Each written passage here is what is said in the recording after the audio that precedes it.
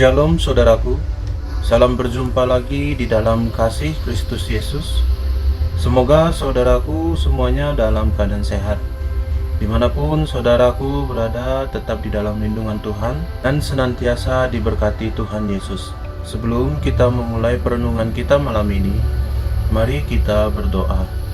Tuhan Allah Bapa kami di dalam kerajaan surga yang kudus, Bapa yang memelihara kehidupan kami, menjagai kami, menuntun kami, Bapa yang maha baik, maha sumber berkat bagi kehidupan kami.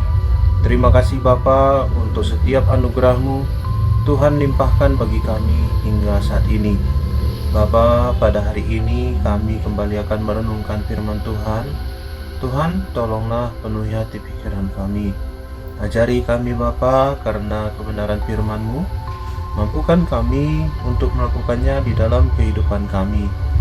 Tolong Tuhan, melalui kuasa Roh Kudus Tuhan, memampukan kami mengerti firman Tuhan malam ini, sehingga terus dapat tertanam dalam hati pikiran kami dan bagi keluarga kami juga. Terima kasih Bapa, terima kasih Tuhan. Kami serahkan renungan firman Tuhan malam ini. Dalam nama Tuhan Yesus Kristus kami berdoa. Amin. Saudaraku, bahan renungan kita pada hari ini diambil dari Mazmur pasal 34 ayat yang ke-18 hingga ayat yang ke-19. Demikian firman Tuhan.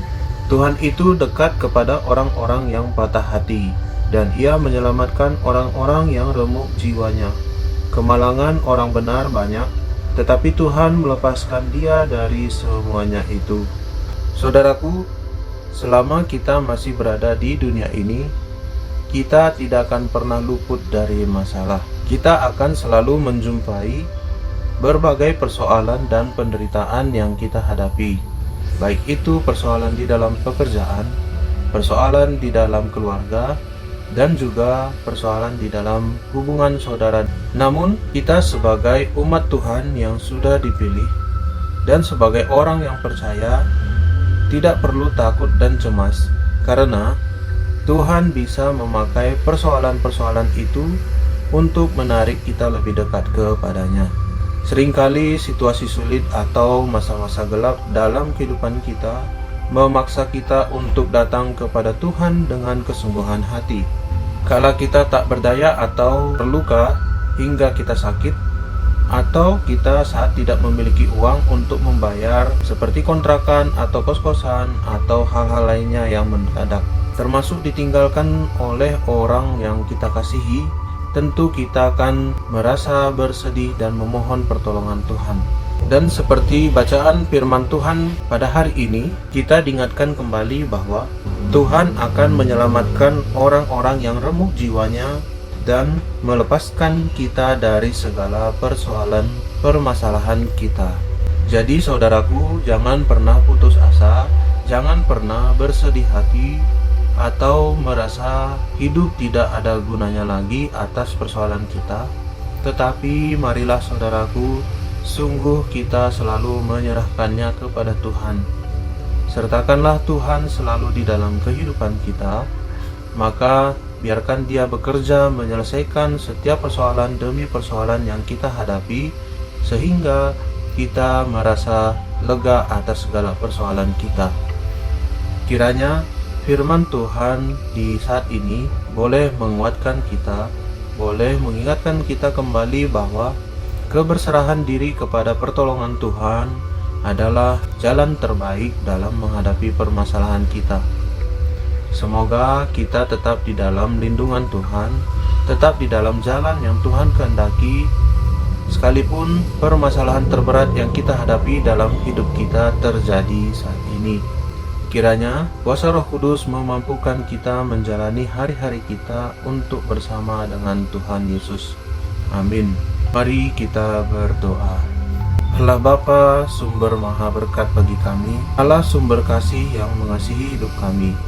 Terima kasih Tuhan Yesus, dalam setiap persoalan, permasalahan yang kami hadapi, Tuhan selalu hadir bagi kami.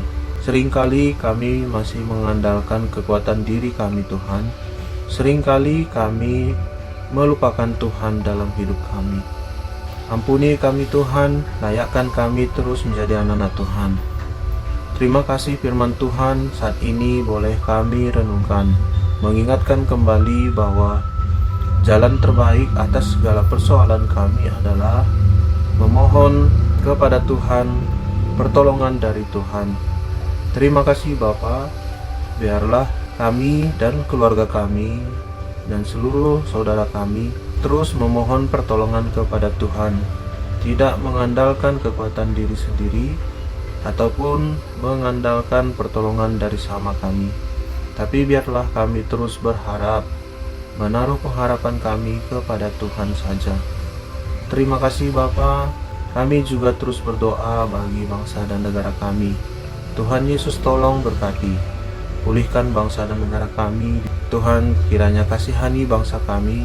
Pakailah pemerintah yang sudah Tuhan tunjuk untuk memajukan bangsa kami. Bawalah setiap para pemerintah kami ke jalan yang Tuhan kehendaki. Terima kasih Bapa, dan kami percaya pemulihan boleh terus terjadi bagi bangsa negara kami hingga terjadi kesejahteraan yang lebih baik dari waktu ke waktu. Bapa di surga, kami berdoa bagi pekerjaan dan usaha yang kami jalani. Tuhan berkati, Tuhan yang berikan rezeki dan berkat, supaya Tuhan tercukupi segala apa yang kami perlukan dalam keluarga kami, dan biarlah kami boleh bersikap bijak dalam mengelola berkat yang Tuhan berikan melalui pekerjaan dan usaha kami. Terima kasih Bapa, terima kasih Tuhan. Di saat ini kami serahkan kehidupan kami ke tangan Tuhan. Biarlah Tuhan yang pimpin senantiasa, Tuhan yang arahkan kami untuk menjalani hari-hari kami di dalam jalan Tuhan. Terima kasih Bapa. Ini doa dan permohonan kami Bapa. Kami alaskan doa kami hanya di dalam nama Tuhan Yesus Kristus, Juru Selamat kami yang hidup. Mari saudaraku, kita berdoa. Bapa kami. Bapa kami yang di surga, dikuduskanlah namamu, datanglah kerajaanmu, jadilah kehendakmu di bumi seperti di surga. Berikanlah kami pada hari ini makanan kami yang secukupnya, dan ampunilah kami akan kesalahan kami, seperti kami juga mengampuni orang yang bersalah kepada kami. Dan janganlah membawa kami ke dalam pencobaan, tetapi lepaskanlah kami daripada yang jahat. Karena Engkaulah yang mempunyai kerajaan dan kuasa dan kemuliaan sampai selama-lamanya. Amin. Terima kasih saudaraku sudah mendengarkan renungan pada hari ini. Kiranya Tuhan Yesus dengan kuasa Roh Kudus memampukan kita selalu untuk hidup taat dan tunduk pada perintah Tuhan. Sampai bertemu pada renungan berikutnya. Tuhan Yesus berkati.